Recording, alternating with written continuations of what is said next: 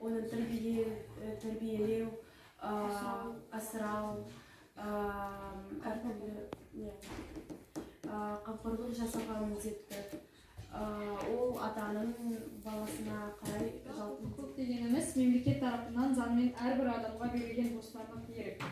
Ал бала құқықтары туралы конвенция 1989 жылы 20 қарашада қабылданған болатын. Мен айта кетсем, бала құқығы жалпы негізгі принциптері ол өмір сүру құқығы, және де бала көзқарастарына құрметпен қарау, баланы қорғау, бала мүддесін барынша жақсы қамтамасыз ету. Бала денсаулығын сақтау, емделуге құқығы.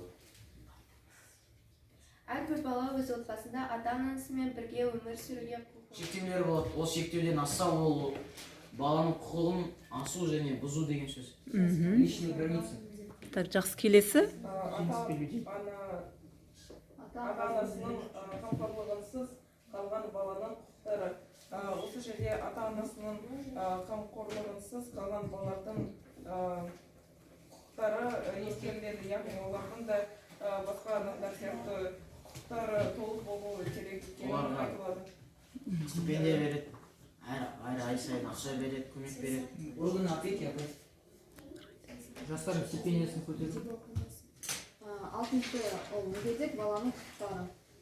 Сонда біздің мемлекет мүгедек балаларға ақша оларды дамыту үшін арнайы мектептер салған. Және оларға тегін білім